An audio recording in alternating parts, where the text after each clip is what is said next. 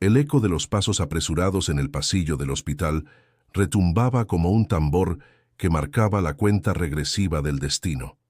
Emilio Herrera, con el traje aún impecable pero el rostro deshecho, escuchó la sentencia que lo derrumbó por dentro. «No puedo salvarlo a su hijo», dijo el doctor con voz grave, bajando la mirada para evitar el peso de los ojos del empresario. Las palabras quedaron flotando en el aire helado de la sala, más frías que cualquier invierno en Monterrey. Emilio sintió que el mundo entero, con todos sus edificios, contratos y millones acumulados, se desplomaba como un castillo de arena frente al mar.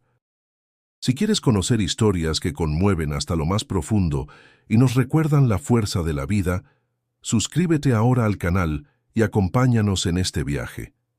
El silencio en torno a Emilio fue interrumpido apenas por el sonido constante de las máquinas conectadas a su hijo Santiago, que respiraba con dificultad dentro de la habitación. El olor a desinfectante quemaba las fosas nasales y la luz blanca casi hiriente revelaba cada arruga de preocupación en su frente. Mariana, su esposa, se cubrió el rostro con ambas manos y comenzó a sollozar sin fuerzas. El maquillaje se mezcló con las lágrimas, pero no intentó limpiarse. Ella había implorado que llevaran a Santiago a ese hospital privado de renombre en la Ciudad de México, creyendo que ahí encontrarían la solución que en otros lugares no habían podido darles. Ahora la esperanza se evaporaba como el humo de un cigarro bajo la lluvia.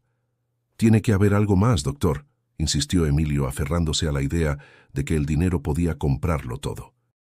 Su voz, que normalmente imponía respeto en juntas empresariales, ahora sonaba quebrada, desesperada. «Lo hemos intentado todo», respondió el médico, con un dejo de cansancio en el rostro. «El cuerpo de su hijo no responde a los tratamientos. Lo lamento profundamente». La frase «lo lamento» se sintió como un insulto disfrazado de consuelo. Emilio, acostumbrado a soluciones inmediatas, a órdenes que se obedecían sin cuestionar, descubría de golpe la impotencia. Ahí estaba, el hombre que construyó torres de acero y vidrio en toda la capital, incapaz de levantar un muro que protegiera la vida de su hijo. El empresario clavó la mirada en Santiago, un niño de apenas 12 años, delgado, con la piel pálida y el cabello revuelto. Recordó los días en que corría por el jardín de su mansión en las Lomas, riendo con energía inagotable. El contraste con esa imagen era insoportable. «No, no puedo permitirlo», susurró Emilio para sí mismo, más como una promesa que como un pensamiento. Mariana lo miró con rencor y dolor acumulado. «¿Ahora sí quieres luchar? ¿Ahora que todo se nos va de las manos? Si hubieras estado aquí antes, si no hubieras pasado la vida en oficinas y viajes, quizás Santiago no estaría así». Las palabras lo atravesaron como cuchillos. Emilio quiso responder, pero el nudo en la garganta lo paralizó. Durante años había justificado su ausencia con la idea de que lo hacía por el futuro de su familia. Sin embargo, en ese instante, se dio cuenta de que el futuro no servía de nada si el presente se desmoronaba. El reloj en la pared marcaba cada segundo como una burla cruel. Afuera, en la ciudad, la vida seguía con el ruido de claxones, vendedores ambulantes y conversaciones cotidianas. Pero dentro de ese cuarto, todo se reducía a un niño luchando por respirar.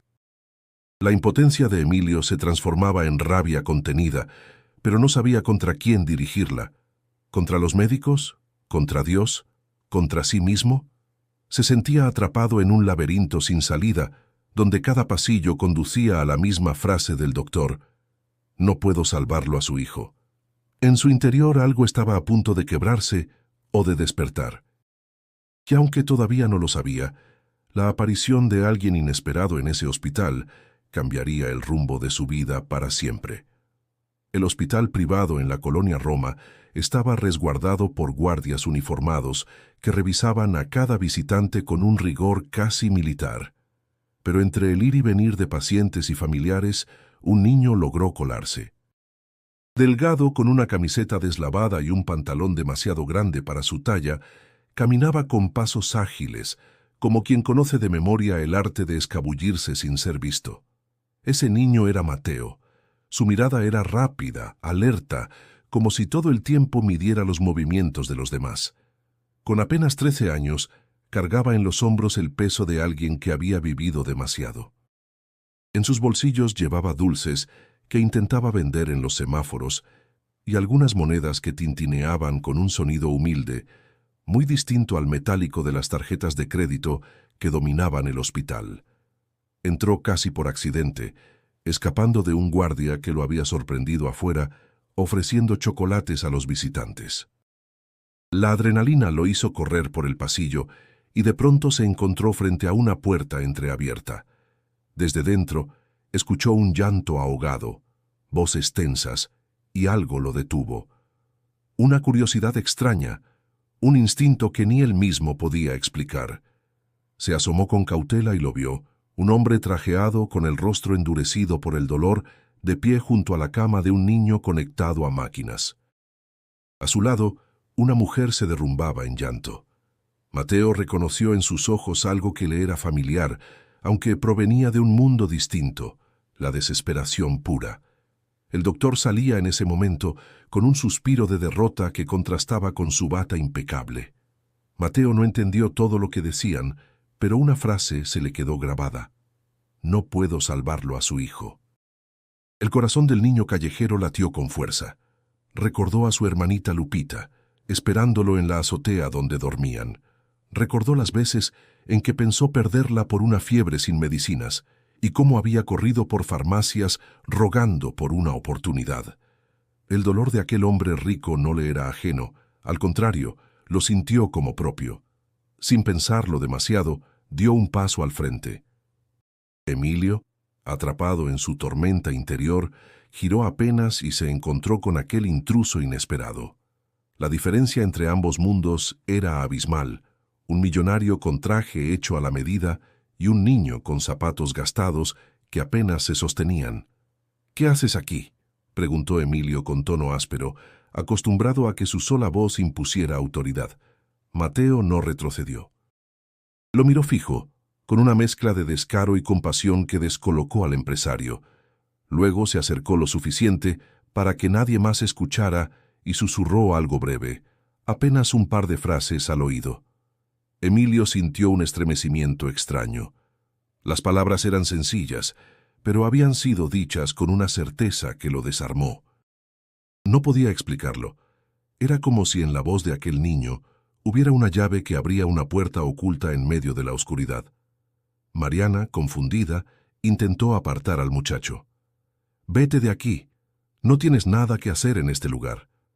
Pero Mateo se mantuvo firme un instante más, como asegurándose de que su mensaje había llegado antes de dar media vuelta. Caminó hacia el pasillo, consciente de que los guardias lo descubrirían pronto y lo echarían sin contemplaciones. Emilio se quedó inmóvil, siguiendo con la mirada a aquel desconocido. Las palabras resonaban en su mente, chocando con la frialdad del diagnóstico médico. Algo dentro de él, que llevaba años dormido, comenzaba a agitarse. ¿Quién era ese niño?, preguntó Mariana, secándose las lágrimas con rabia. «No lo sé», respondió Emilio con un temblor en la voz que ni él mismo reconoció. Pero dijo algo que no puedo ignorar. El murmullo del hospital regresó a llenar el silencio. El pitido de las máquinas, el eco de los pasos, el murmullo de conversaciones apagadas. Sin embargo, para Emilio todo había cambiado. El rostro del niño de la calle y su voz quedaban grabados como un desafío imposible de apartar. No lo sabía todavía, pero ese breve encuentro sería el inicio de una transformación que pondría a prueba no solo su fortuna, sino también su alma. El silencio del hospital seguía retumbando en la mente de Emilio mientras se sentaba en una silla de metal fría, mirando al vacío. Pero dentro de él comenzaron a surgir recuerdos que no había visitado en años, como si aquel encuentro con el niño de la calle hubiera removido una caja sellada con candado. Recordó Monterrey, su ciudad natal. Creció en una familia de clase media trabajadora. Su padre, don Julián, era obrero en una fábrica de acero y su madre, doña Teresa, cosía ropa para ayudar a mantener a los 3 hijos. Emilio había sido el mayor y desde niño escuchó las discusiones sobre dinero, las deudas, las cuentas sin pagar. Cada madrugada veía a su padre salir al trabajo con el uniforme manchado de grasa y juró en silencio que él no viviría así. «El que no se mata trabajando nunca sale de pobre», decía su padre, con un cigarro a medio terminar en la mano. Emilio tomó esa frase como una orden. Desde la preparatoria trabajaba medio tiempo vendiendo piezas de auto en un taller y al mismo tiempo estudiaba administración con una beca. No había fiestas juveniles ni diversiones. Todo se reducía a un objetivo fijo: crecer, escalar, acumular. Su carácter se forjó con dureza, aprendiendo a no llorar, a no mostrar debilidad. Ya en sus 20, cuando otros aún buscaban su camino, él ya cerraba tratos con empresarios regiomontanos. Se ganó fama de ser implacable. Si veía oportunidad, la tomaba. Si alguien dudaba, lo dejaba atrás. Eso le permitió mudarse a la Ciudad de México, donde fundó su propia constructora. En poco más de 2 décadas levantó torres de oficinas en Santa Fe, complejos de lujo en Polanco y hoteles en Cancún. Su apellido se volvió sinónimo de poder y riqueza. Pero ese ascenso tuvo un precio. Mariana, la mujer que lo había acompañado desde la universidad, comenzó a sentir la distancia. Al principio Emilio la convencía con promesas. «Estoy haciendo todo esto por nosotros, por el futuro de nuestros hijos». Ella quería creerlo, y durante un tiempo lo hizo. Pero mientras él pasaba noches enteras viajando o firmando contratos, ella se quedaba sola en la casa enorme, rodeada de lujos que poco significaban sin la presencia de un esposo. Cuando nació Santiago, las cosas no cambiaron. Emilio lo amaba, pero a su manera, regalándole juguetes caros, colegios privados, viajes al extranjero, sin notar que lo que el niño más deseaba era su compañía. Hubo tardes enteras en que Santiago esperaba en la puerta con un balón en la mano, esperando que su padre llegara para jugar, y noches en que se dormía sin recibir el beso prometido. Mariana intentaba llenar ese vacío, pero el resentimiento crecía en silencio. En el mundo empresarial, Emilio era admirado y temido. En su vida personal, se estaba volviendo un extraño. No era consciente del daño hasta que el doctor pronunció aquella frase demoledora. Entonces, los recuerdos se mezclaron con la culpa. «¿De qué me sirve todo lo que tengo?», se preguntaba, apretando los puños. Los contratos, las torres, los viajes en avión privado, nada podía devolverle la salud a su hijo. Era como si la vida lo hubiera llevado a la cima solo para mostrarle lo frágil que era todo. En el fondo, Emilio no era un hombre cruel. Simplemente había aprendido a blindarse, a pensar que el dinero era el escudo contra cualquier desgracia. Pero ahora, sentado en ese hospital, entendía que había vivido engañado. Mariana lo miraba de reojo, aún dolida. Sus palabras resonaban: «Si hubieras estado aquí antes». Y tal vez tenía razón. Había llegado el momento en que debía decidir qué clase de hombre quería ser. El magnate que imponía respeto en los negocios o el padre que su hijo necesitaba. Lo que no sabía Emilio era que las respuestas no iban a encontrarse en sus oficinas ni en sus cuentas bancarias, sino en lugares donde nunca había puesto un pie. Lugares donde la vida se mide en esperanza y no en millones. Mientras Emilio repasaba su pasado entre culpas y recuerdos, en otra parte de la ciudad, la vida seguía un ritmo muy distinto. Era el atardecer en la colonia Guerrero, donde el ruido de los vendedores ambulantes competía con el reggaetón que salía de las bocinas y con el pregón de las señoras que ofrecían tamales o atole en la esquina. Ahí, entre azoteas, callejones y puestos improvisados, se movía con soltura Mateo, el mismo niño que horas antes había entrado al hospital. Para él, la calle no era un lugar hostil, sino un campo de batalla que había aprendido a dominar. A sus 13 años, sabía cuáles semáforos eran más rentables, en qué vagones del metro la gente solía comprar más dulces, y cómo leer en un segundo la intención de un policía para decidir si correr o quedarse quieto. Cada día era una prueba de ingenio. Su casa era una azotea compartida, donde una lámina oxidada servía de techo. Allí lo esperaba Lupita, su hermanita de apenas 8 años. La niña, con trenzas mal hechas y un vestido gastado, era la razón por la que Mateo se levantaba cada mañana. Él mismo le preparaba un desayuno sencillo, un bolillo duro con frijoles o un vaso de leche cuando había suerte. Después la acompañaba hasta la escuela pública, no porque asistiera, sino para asegurarse de que entrara segura. «No me tardes, ¿eh?», le decía Mateo cada vez que la dejaba en la puerta. «Estudia mucho para que tú no andes en la calle como yo». Lupita asentía con seriedad, como entendiendo que su hermano llevaba sobre los hombros un peso que no le correspondía. El resto del día, Mateo se lanzaba a los semáforos. Se paraba frente a los autos con una sonrisa que desarmaba a más de un conductor.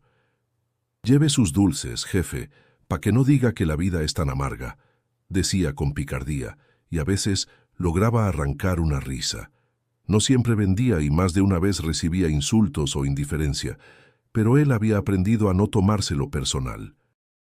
«El hambre no se quita con orgullo», se repetía, y seguía ofreciendo hasta que conseguía lo suficiente para llevar a casa.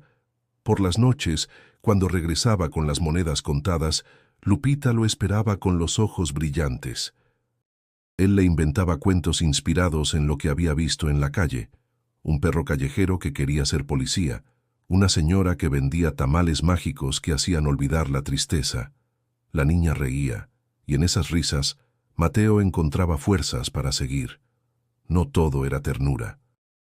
Había peligros constantes: los ladrones que querían quitarle las ganancias, los policías corruptos que lo acusaban de molestar, los hombres que se ofrecían a cuidarlo a cambio de favores turbios. Mateo había aprendido a esquivar todo eso con astucia, usando su rapidez y su capacidad para leer las intenciones en las miradas. Su lenguaje estaba impregnado de calle: palabras cortas, expresiones pícaras, frases aprendidas en las esquinas. Pero detrás de esa fachada endurecida había una ternura escondida, especialmente hacia Lupita. Nunca la dejaba sin comer, nunca permitía que durmiera sola, y siempre le prometía que algún día todo sería distinto.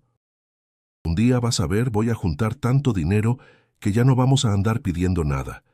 Vas a tener tu cuarto pintado de rosa y tus muñecas nuevas». Lupita lo miraba con la fe absoluta de los niños, aunque a veces sabía que su hermano hablaba más con esperanza que con certeza. La vida en la colonia Guerrero era un constante recordatorio de desigualdad.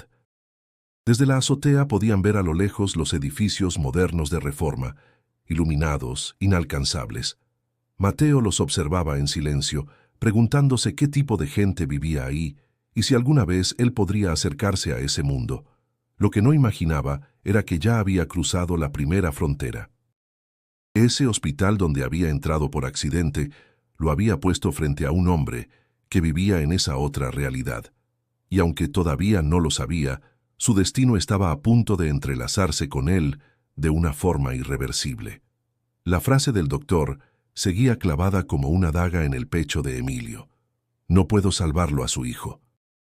Sin embargo, había algo más que lo mantenía inquieto, algo que resonaba una y otra vez en su mente: las palabras de aquel niño extraño que se había colado en el hospital. En la sala de espera, Emilio repasaba el momento.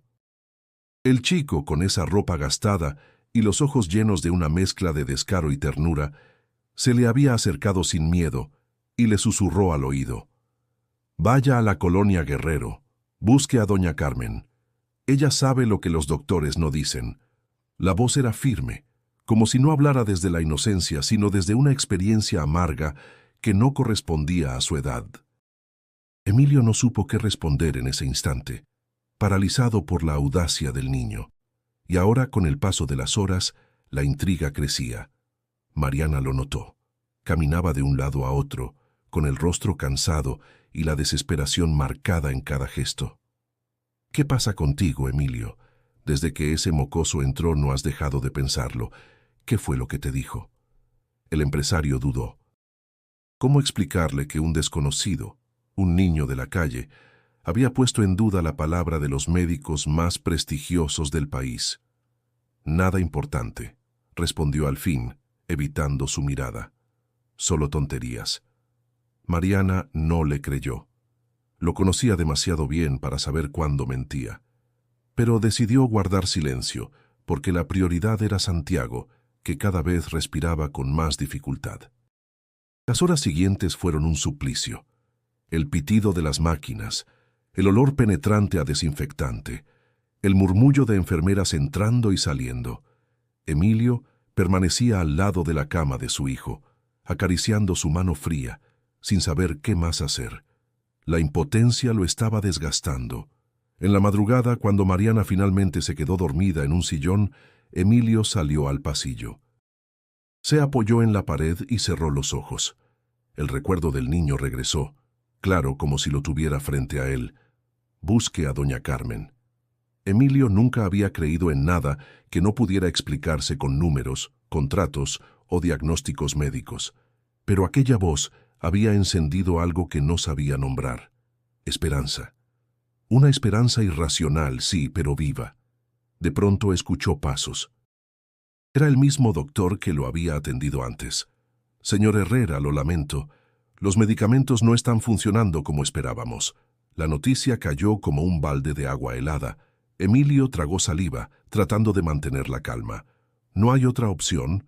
¿Otro tratamiento, otro especialista? Yo puedo pagar lo que sea». «No es cuestión de dinero», contestó el médico serio. «Es cuestión de límites del cuerpo humano». Esas palabras lo hicieron estremecer. Límites. Era la primera vez en su vida que alguien le hablaba de un límite inquebrantable.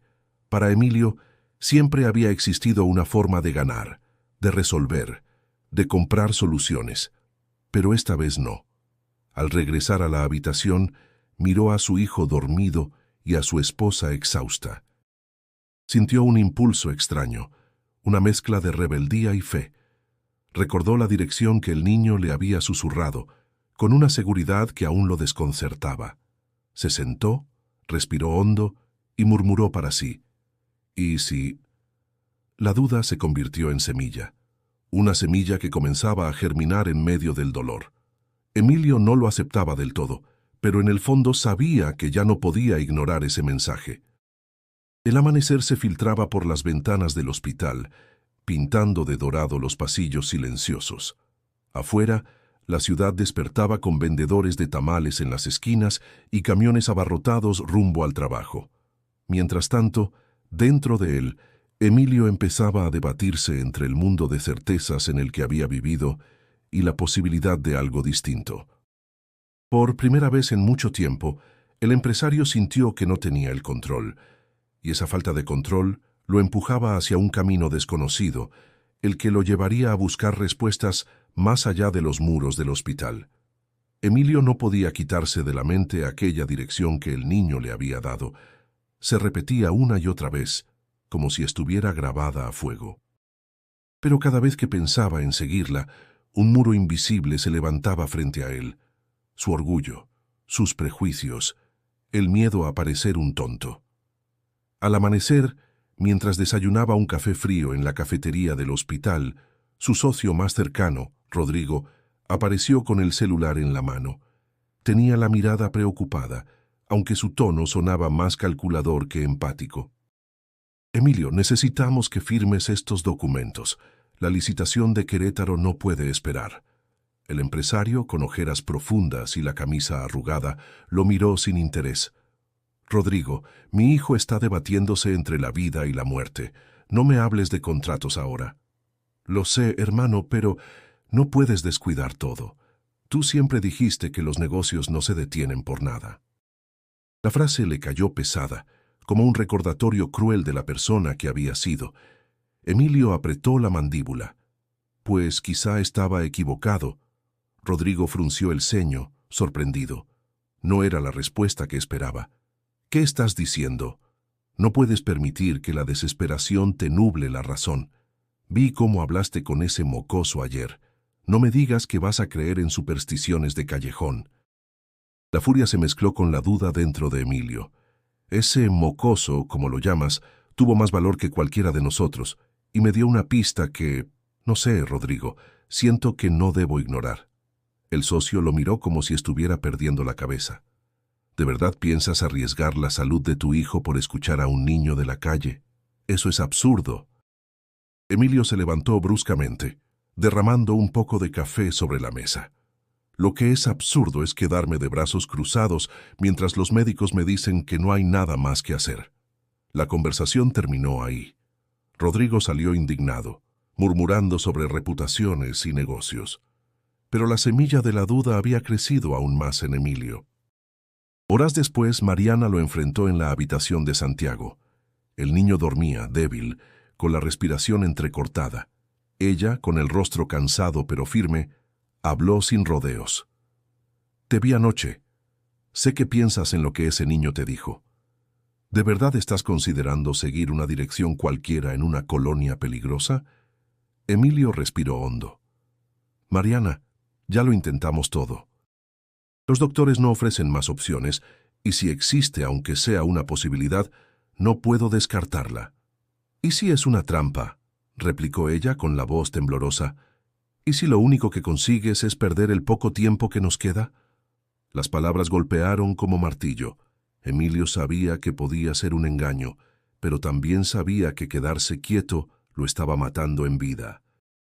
«Prefiero equivocarme buscando que quedarme sentado esperando lo peor», respondió con firmeza. El silencio que siguió fue denso, lleno de reproches no dichos. Mariana bajó la mirada, quizá entendiendo que nada lo detendría. Pero la batalla más dura no era con sus socios ni con su esposa, era consigo mismo. Desde joven había aprendido a desconfiar de lo que no podía medir ni controlar. Ahora tenía frente a sí un camino que lo obligaba a soltar ese control, a escuchar la voz de un niño callejero. Esa noche, mientras observaba a Santiago dormir, Emilio sintió un nudo en la garganta. ¿Y si Mariana tiene razón? ¿Y si solo estoy aferrándome a una ilusión? La duda lo desgarraba, pero dentro de él una chispa de esperanza seguía viva. Al mirar a su hijo, tan frágil, comprendió que no podía seguir prisionero de su orgullo. Tal vez era hora de dar un paso hacia lo desconocido. El día amaneció con un cielo plomizo sobre la Ciudad de México, como si también la ciudad cargara con el mismo peso que Emilio llevaba en el pecho. Esa mañana tomó una decisión que nadie esperaba: salir del hospital, aunque fuera por unas horas, para seguir la dirección que el niño le había susurrado. Pidió a su chofer que preparara el auto blindado. El hombre, acostumbrado a llevar a su jefe por avenidas principales y zonas exclusivas, levantó las cejas cuando escuchó el destino. ¿Seguro que quiere ir ahí, señor Herrera? Esa colonia no es muy segura. Llévame, respondió Emilio sin dudar.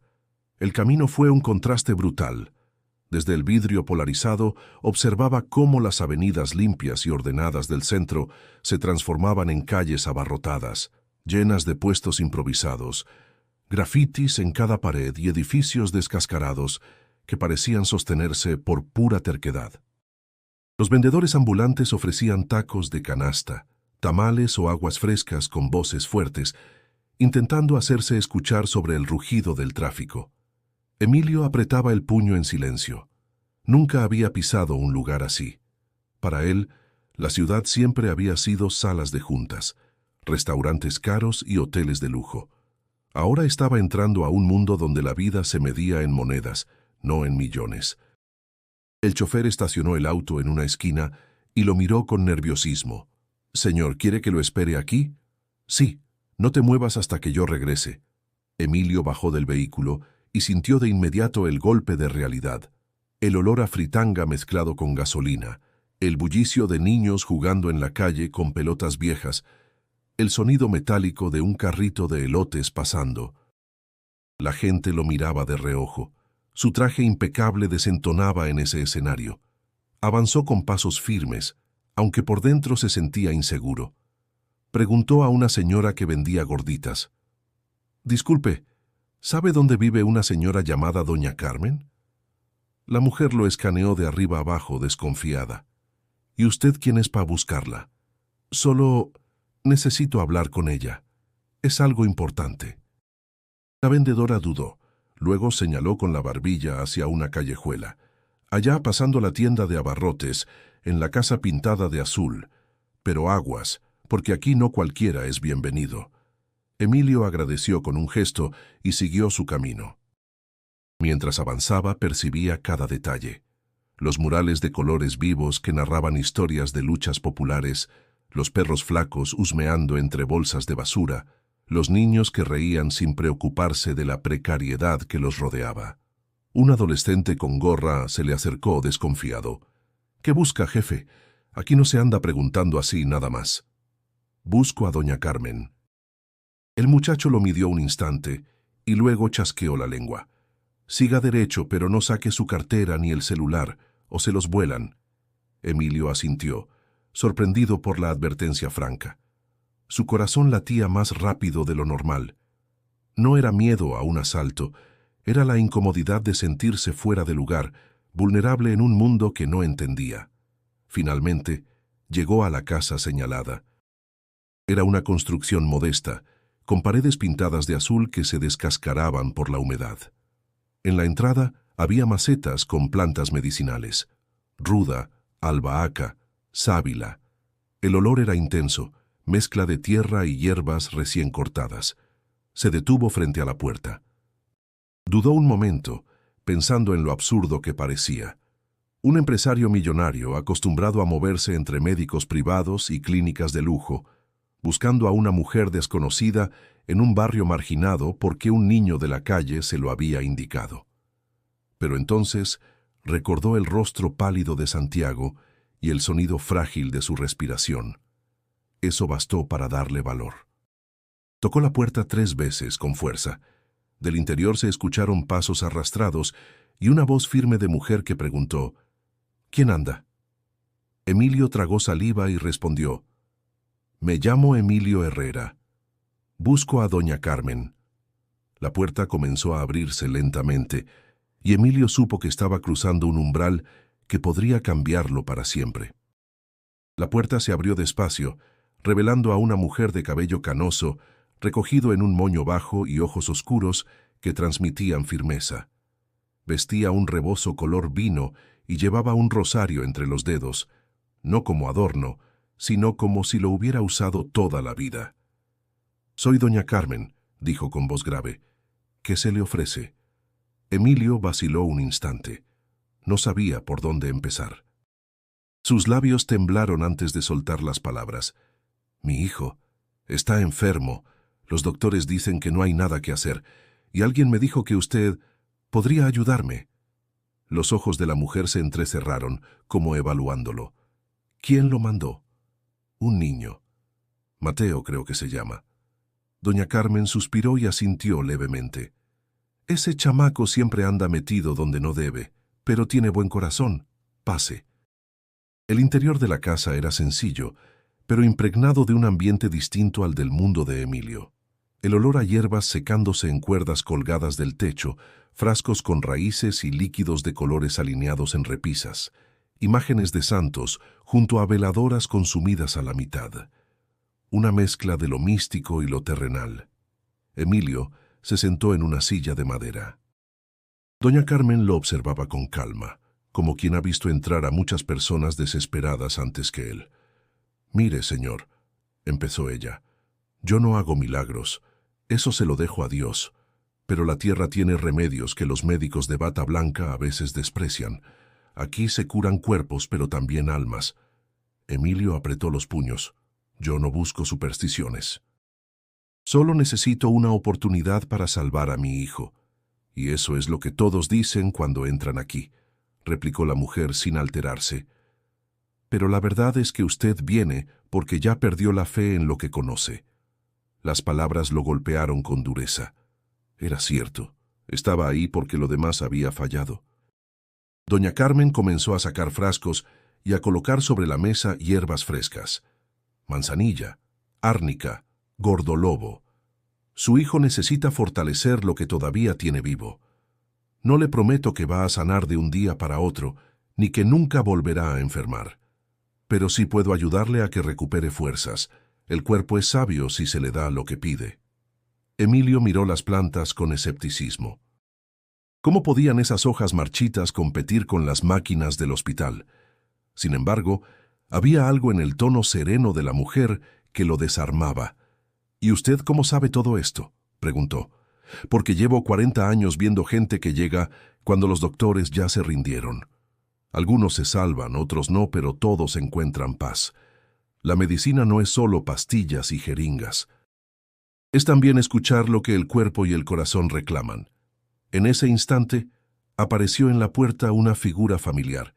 Era Mateo, con una sonrisa tímida y una bolsa de pan bajo el brazo. «Sabía que vendría, señor», dijo con seguridad. «Doña Carmen nunca falla». Emilio lo miró con mezcla de sorpresa y gratitud. «¿Por qué confías tanto en ella?» «Porque me ayudó cuando Lupita se enfermó de tos. Nadie daba un peso por ella. Y aquí con sus tés y cuidados salió adelante. Si no, mi hermanita ya no estaría conmigo». El corazón de Emilio se estremeció.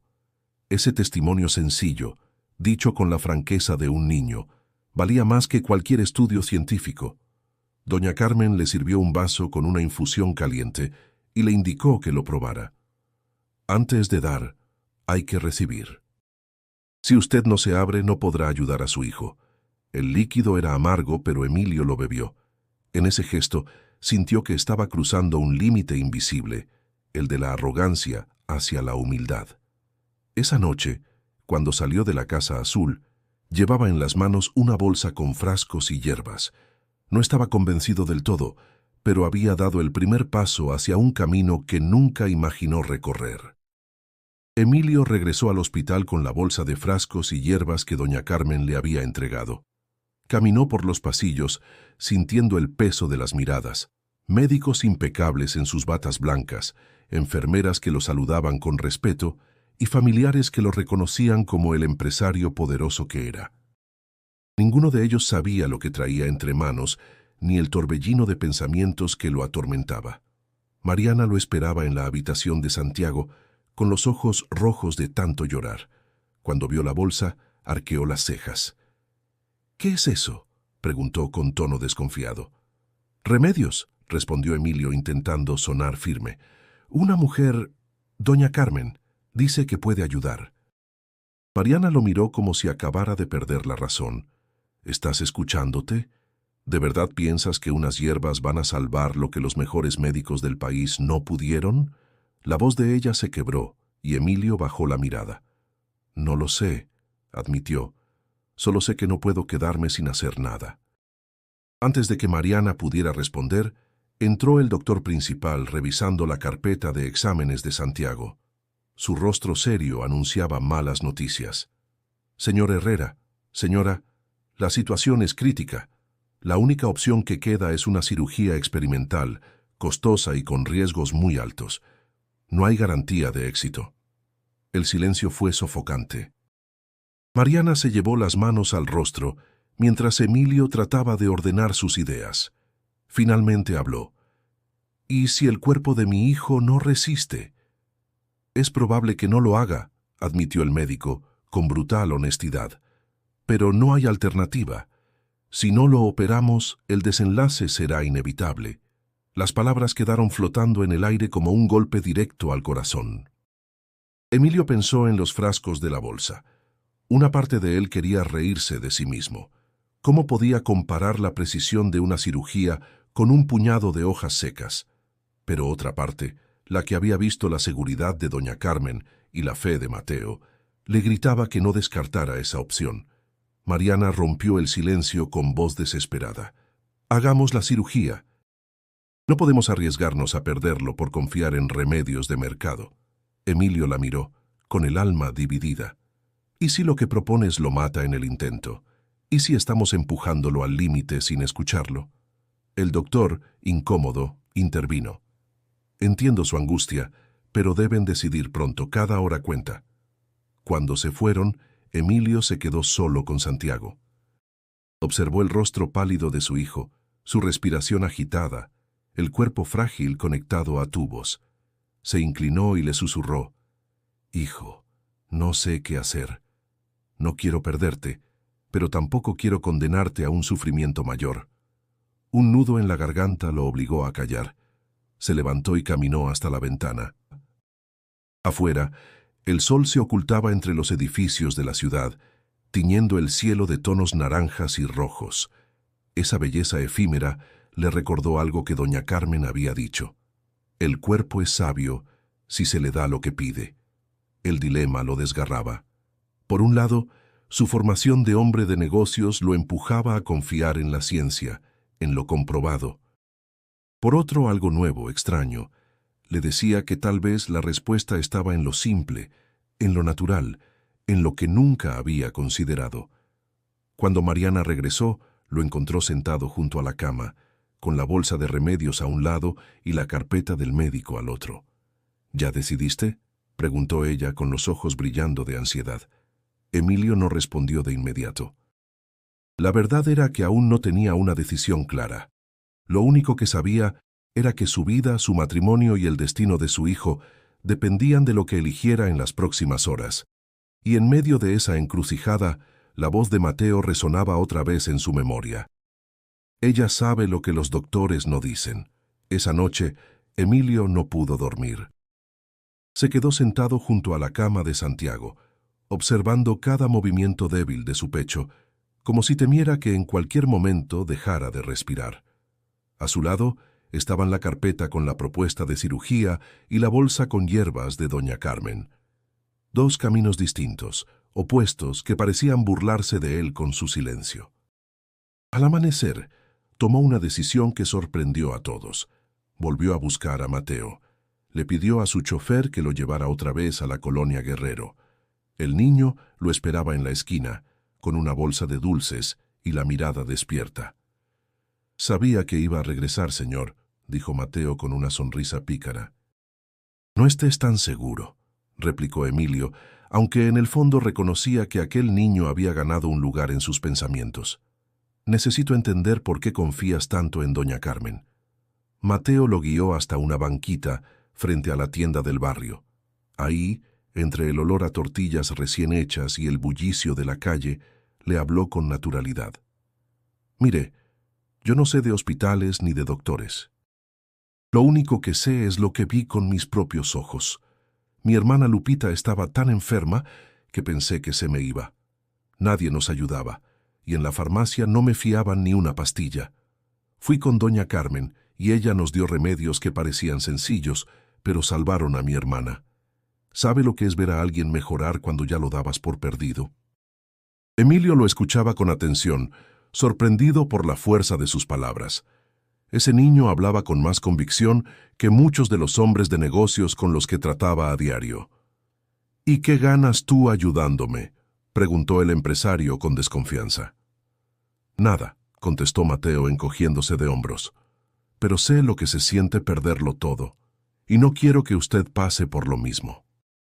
El corazón de Emilio se estremeció. Había pasado años rodeado de gente que solo se acercaba por interés, y ahora un niño de la calle le ofrecía apoyo sin pedir nada a cambio. De regreso en el hospital, Emilio comenzó a llevar a cabo un acto impensable. Introdujo discretamente algunos de los remedios de doña Carmen con la ayuda de Mateo, que se las ingeniaba para entrar sin que los guardias lo detuvieran. No eran sustituto de los tratamientos médicos, pero eran un complemento, un respiro distinto en medio del dolor. Santiago, débil pero consciente, comenzó a notar la presencia del niño. «¿Quién eres tú?», le preguntó con voz apenas audible. «Soy Mateo, tu cuate de ahora en adelante. Y si quieres, te enseño a jugar un truco con las cartas para que le ganes a tu papá». El niño enfermo sonrió por primera vez en días.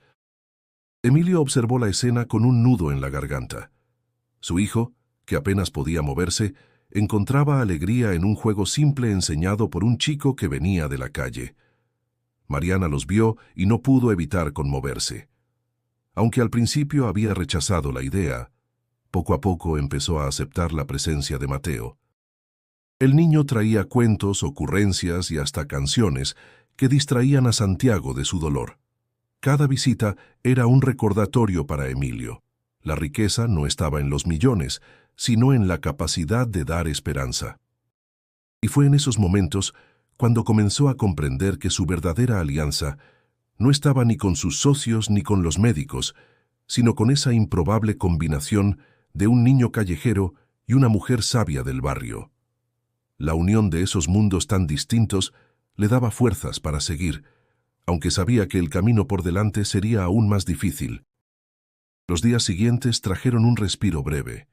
Santiago parecía más animado, al menos en espíritu, gracias a la compañía de Mateo.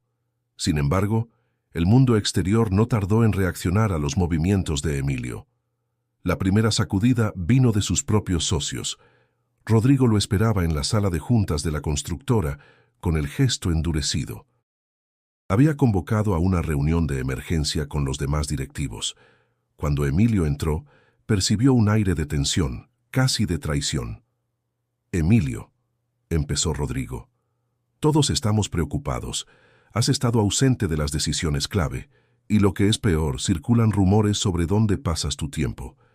Emilio arqueó una ceja desafiante. «¿Y qué dicen esos rumores?» «Que te vieron en la colonia Guerrero, hablando con curanderos y vagando con un niño de la calle.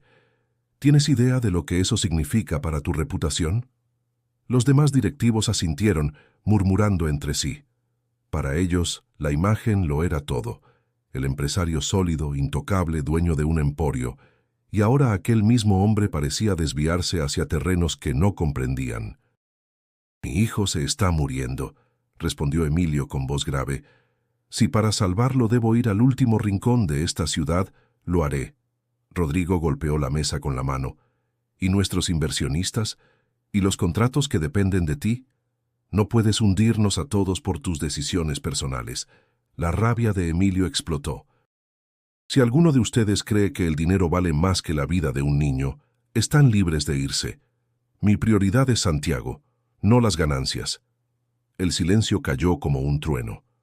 Sabía que esas palabras tendrían consecuencias, pero ya no le importaba. Aquel mismo día la prensa empezó a publicar notas sensacionalistas. «El magnate de la construcción visto en barrios pobres. Herrera abandona sus negocios para seguir curanderas». Emilio observaba los titulares con una mezcla de enojo y resignación.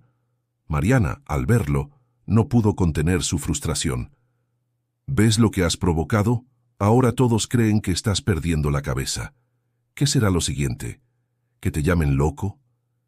Él no respondió. Solo miró a su hijo, que sonreía débilmente mientras Mateo le enseñaba un nuevo juego con monedas. Esa imagen valía más que cualquier portada de periódico. Pero los obstáculos no terminaban ahí. El médico principal lo llamó a su oficina. «Señor Herrera, con respeto debo advertirle. Si continúa mezclando remedios caseros con los tratamientos clínicos, pondrá en riesgo la vida de su hijo. No puedo permitir que la ignorancia interfiera con la medicina». Emilio lo miró fijo, con un tono que no admitía réplica. «Doctor, no soy ignorante. Sé exactamente lo que hago. Intento salvar a mi hijo, y si usted no puede con eso, lo entenderé, pero no me diga que deje de buscar alternativas». El médico apretó los labios y evitó discutir más. Había en la voz de Emilio una determinación que no admitía negociaciones. Esa noche, de regreso en la habitación, Mateo le habló con franqueza. «Oiga, señor, usted está recibiendo golpes de todos lados. ¿Está seguro de que quiere seguir?» «Claro que sí», respondió Emilio, cansado pero firme. «No me importa lo que digan de mí. Lo único que me importa es que Santiago tenga una oportunidad». Mateo sonrió, con esa picardía que lo caracterizaba. «Entonces no está solo. Aquí tiene a un aliado». Esa simple frase, dicha por un niño sin nada material que ofrecer, fue el bálsamo que Emilio necesitaba. Porque, a pesar del rechazo de socios, médicos y prensa, sabía que contaba con la lealtad de alguien que había aprendido a sobrevivir en la calle y que, contra todo pronóstico, se había convertido en su aliado más fuerte. Los días pasaron con una tensión casi insoportable, pero algo comenzó a cambiar. Santiago, que hasta entonces apenas tenía fuerzas para hablar, empezó a mostrar señales de mejora. No era un milagro repentino ni una recuperación completa, pero sí pequeños destellos, un poco más de color en sus mejillas, una sonrisa espontánea cuando veía a Mateo, incluso la energía suficiente para pedirle a su madre que le leyera un cuento antes de dormir. Mariana lo notó primero. Una noche, mientras acomodaba las cobijas sobre su hijo, le susurró a Emilio: ¿Te diste cuenta? Hoy comió un poco más. Hace semanas que no lo hacía así. Emilio asintió en silencio, aunque por dentro el alivio lo desbordaba. Era como si hubiera estado conteniendo la respiración durante días y por fin pudiera inhalar de nuevo. El vínculo entre Santiago y Mateo crecía de manera inesperada. El niño de la calle se convirtió en su compañero de juegos y de charlas. Con un par de monedas o naipes improvisados, lograba distraerlo del dolor. «Mira, Santi», decía Mateo, «si barajas así, siempre puedes ganarle a tu papá». «Eso no es justo», protestaba Emilio, fingiendo indignación, y los dos reían. Era la primera vez en meses que Emilio escuchaba la risa de su hijo, y ese sonido lo llenaba de esperanza. Mariana también empezó a suavizar su actitud hacia Mateo. Aunque al principio lo había rechazado, no podía negar que el chico lograba algo que ni los médicos ni ella habían conseguido: devolverle la ilusión a Santiago. Una tarde, mientras Mateo entretenía al niño con un cuento inventado sobre un perro callejero que se volvía héroe, Mariana se acercó a Emilio. «Nunca pensé que alguien como él pudiera hacer tanta diferencia». «Ni yo», admitió Emilio. Pero lo que trae no se compra con dinero. El empresario también empezó a acercarse más a Mateo. En los silencios entre juegos y risas, lo escuchaba hablar de su vida en la colonia Guerrero, de Lupita, de los semáforos donde vendía dulces. Cada historia era un recordatorio brutal de la desigualdad que había ignorado durante años. «¿Cómo le haces para seguir sonriendo?», le preguntó una vez Emilio. Mateo se encogió de hombros. «La calle me enseñó que si no te ríes te rompes, y yo no me pienso romper». Esa respuesta quedó grabada en la mente del empresario. Había construido un imperio creyendo que la fortaleza era nunca mostrar debilidad, pero ahora un niño le enseñaba que la verdadera fuerza estaba en seguir sonriendo aún en la adversidad. Los remedios de doña Carmen también parecían dar resultado. Las infusiones calmaban la tos de Santiago, y los baños de hierbas le devolvían algo de energía. El doctor principal, aunque escéptico, tuvo que reconocer cierta mejoría en los signos vitales del niño. «No puedo explicarlo del todo», dijo, mientras revisaba los monitores, «pero su hijo está respondiendo mejor de lo esperado». Mariana respiró con alivio, y Emilio sintió que el peso sobre sus hombros se aligeraba, aunque aún sabía que el peligro no había pasado. Las noches en el hospital empezaron a cambiar. Donde antes había solo silencio y llanto, ahora había conversaciones, cuentos y hasta canciones que Mateo inventaba para hacer reír a Santiago. El niño enfermo se aferraba a esa chispa de alegría, como quien se aferra a un salvavidas en medio del mar. Emilio, sentado en la penumbra, observaba esas escenas con el corazón dividido entre gratitud y temor. Gratitud porque veía señales de vida en su hijo. Temor porque sabía que la batalla aún no estaba ganada, y cualquier retroceso podría derrumbarlos. Pero al menos por ahora, el aire era más liviano, y el empresario comenzó a sentir algo que había olvidado hacía mucho tiempo: esperanza. La calma que habían logrado construir se rompió de golpe. Una madrugada, los monitores comenzaron a emitir un pitido irregular y la respiración de Santiago se volvió entrecortada, como si cada inhalación fuera una batalla perdida. Mariana despertó con un grito ahogado y Emilio corrió hacia la cama, sintiendo cómo el suelo se le desmoronaba bajo los pies.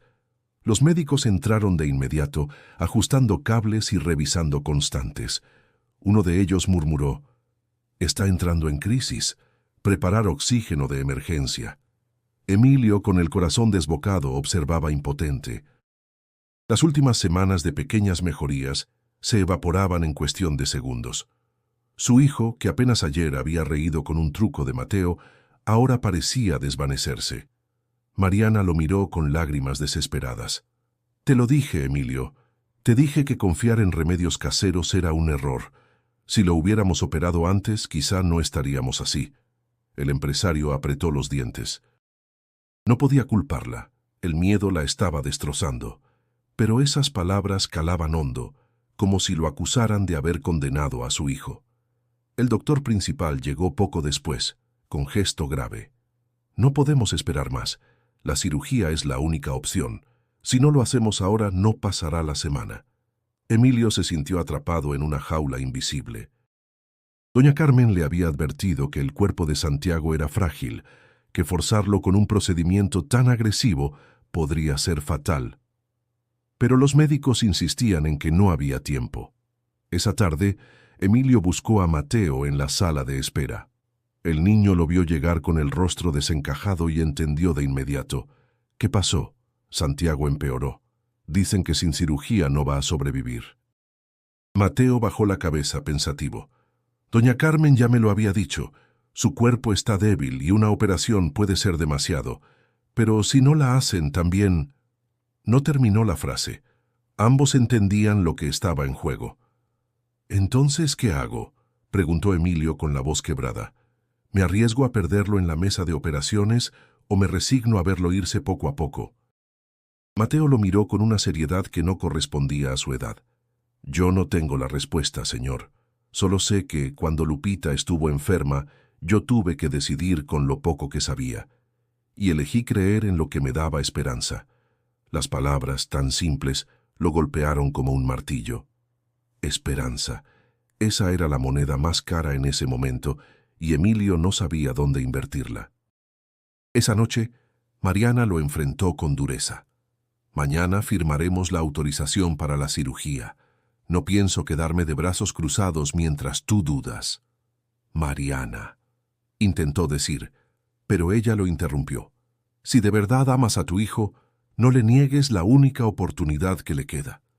Emilio sintió que el mundo se le partía en dos. Por un lado, la voz de su esposa y de los médicos, llenas de lógica y urgencia. Por otro, la de Mateo y doña Carmen, recordándole que el cuerpo de su hijo quizá no resistiría. Se quedó largo rato junto a la cama de Santiago, acariciándole el cabello húmedo de sudor. El niño abrió los ojos con esfuerzo y murmuró: «Papá, no te vayas». Esas 3 palabras lo derrumbaron. Se inclinó y lo abrazó con cuidado, como si temiera romperlo. En ese instante comprendió que, más allá de las decisiones médicas, lo que su hijo pedía era su presencia, su compañía, algo que él había negado durante años. Al salir de la habitación, Emilio supo que debía tomar una decisión definitiva al amanecer. Una decisión que marcaría no solo el destino de Santiago, sino también el suyo propio. El amanecer llegó cargado de un silencio pesado, como si la ciudad entera aguardara junto con Emilio la decisión que estaba a punto de tomar. Apenas había dormido. Pasó la noche caminando por los pasillos del hospital, con el corazón en un vaivén constante entre la razón y la esperanza. Al entrar a la habitación vio a Mariana sentada al lado de la cama de Santiago. Sus ojos enrojecidos hablaban de una vigilia sin descanso. Ella lo miró sin necesidad de palabras. Esperaba que él firmara los papeles para la cirugía. «Emilio, ya no podemos esperar más», dijo con voz quebrada pero firme. «¿Es ahora o nunca?». Él asintió lentamente. Sacó los documentos que el doctor le había entregado la noche anterior. El bolígrafo temblaba en su mano. Cuando estaba a punto de firmar, recordó la voz de doña Carmen. «El cuerpo es sabio si se le da lo que pide». Y también la de Mateo. «Yo elegí creer en lo que me daba esperanza». Respiró hondo y habló con calma. «Haremos la cirugía, pero no dejaré de lado lo que doña Carmen nos dio. Si vamos a luchar será con todo. Ciencia y remedios, razón y esperanza». Mariana lo miró sorprendida. «¿Quieres mezclarlo todo? Eso no tiene sentido». «Quizá no», respondió Emilio, «pero no puedo negar lo que he visto en nuestro hijo. Esos remedios lo ayudaron. Y si vamos a pelear, pelearemos en ambos frentes». El doctor, que había entrado para escuchar la decisión, frunció el ceño.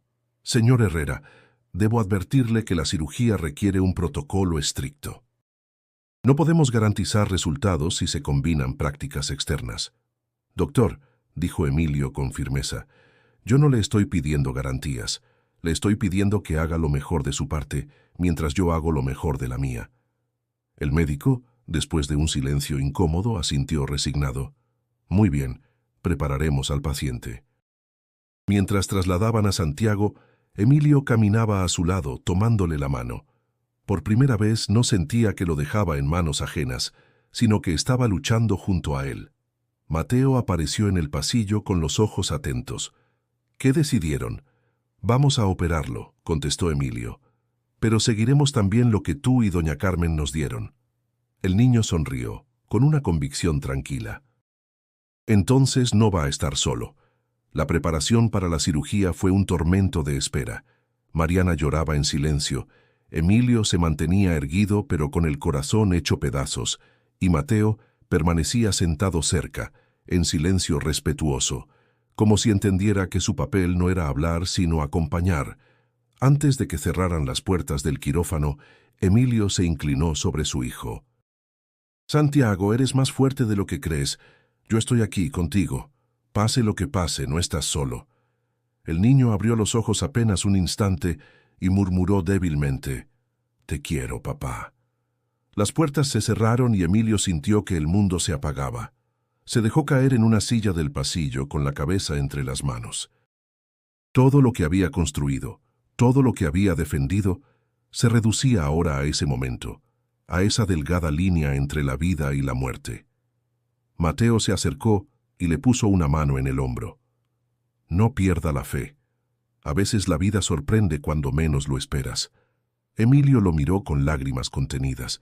Jamás habría imaginado que encontraría consuelo en un niño de la calle. Y sin embargo, en ese instante, era la voz que más necesitaba escuchar. Las horas siguientes fueron un suplicio interminable, marcadas solo por el tic-tac del reloj del pasillo, y en ese tiempo suspendido, Emilio entendió que su decisión no había sido solo médica, sino también personal: abrirse a la posibilidad de creer en algo más grande que él mismo. Las puertas del quirófano se abrieron después de horas que parecieron eternas. Emilio y Mariana se levantaron de inmediato, con el corazón latiendo a un ritmo frenético. El doctor salió con el rostro cansado, pero esta vez sin esa sombra oscura que tantas veces habían visto en su mirada. «La cirugía fue un éxito», dijo con voz grave pero firme. «Su hijo está débil, pero respondió mejor de lo que esperábamos». Mariana soltó un sollozo de alivio y se abrazó a Emilio, quien cerró los ojos y dejó que las lágrimas corrieran libremente. No recordaba la última vez que había llorado sin vergüenza, pero ese momento lo derrumbó por completo. Cuando finalmente entraron a verlo, Santiago estaba dormido, con el rostro pálido pero sereno. Sus manos pequeñas seguían frías, pero ya no había esa sensación de despedida que los había acompañado en los últimos días. Había esperanza. Mateo, que había esperado pacientemente en el pasillo, entró detrás de ellos. Se acercó despacio a la cama y le susurró al oído al niño: «Te dije que no estabas solo, cuate». Aunque Santiago no respondió, Emilio notó un leve movimiento en sus labios, como si intentara sonreír. Los días siguientes fueron de recuperación lenta. El equipo médico seguía atendiéndolo con rigurosidad, pero doña Carmen también enviaba sus remedios, y Emilio se aseguró de que se mantuvieran como complemento. Mariana, que al principio había rechazado esa mezcla, terminó aceptando que la combinación había dado frutos. Una mañana, Santiago abrió los ojos con más energía que antes y dijo con voz débil: «Papá, quiero volver a jugar fútbol contigo». Emilio lo abrazó con fuerza, prometiéndose a sí mismo que nunca más volvería a faltar a un partido, a una conversación, a una risa compartida. Con el paso de las semanas, no solo Santiago sanaba, Emilio también se transformaba. Comenzó a pasar más tiempo en la colonia Guerrero, visitando a Mateo y a Lupita. Descubrió la dureza de la vida en esos barrios, pero también la dignidad con la que la gente resistía cada día. Una tarde, sentado en la azotea donde los hermanos vivían, Emilio habló con Mateo. «Me salvaste la vida, aunque no lo entiendas. No solo la de mi hijo, también la mía. Me enseñaste lo que había olvidado». «Yo no hice nada», respondió Mateo con su sonrisa humilde. Usted fue el que escuchó. Ese gesto sencillo lo conmovió más que cualquier discurso empresarial que hubiera escuchado en su vida. Meses después, Emilio inauguró un programa social financiado con parte de su fortuna, dedicado a apoyar a niños de la calle. Lo llamó Fundación Santiago y Mateo, porque reconocía que aquel encuentro improbable había marcado un antes y un después. Las becas escolares, comedores comunitarios y centros deportivos empezaron a levantarse en distintas colonias populares de la ciudad. La prensa, que antes lo había ridiculizado, ahora lo alababa como un empresario que había encontrado un propósito más allá del dinero. Pero a Emilio ya no le importaban los titulares. Lo único que le importaba era ver a su hijo recuperado, a su esposa más cerca de él que nunca, y a Mateo y Lupita con un futuro diferente. En el hospital donde todo había comenzado, Emilio volvió un día con Santiago ya en pie. Pasaron frente a las puertas donde el doctor le había dicho aquella frase devastadora: «No puedo salvarlo a su hijo», y sonrió al recordar que la vida, a veces, guarda sorpresas en los lugares más improbables. El millonario que alguna vez creyó que el dinero lo era todo, ahora entendía que la verdadera riqueza estaba en los lazos humanos, en la humildad de escuchar, en la valentía de creer. Y todo comenzó con el susurro de un niño de la calle. Si esta historia te conmovió y quieres seguir escuchando relatos que inspiran y transforman, suscríbete ahora al canal. Y no olvides dar clic en el video que aparece en la pantalla para continuar con más historias que tocan el corazón.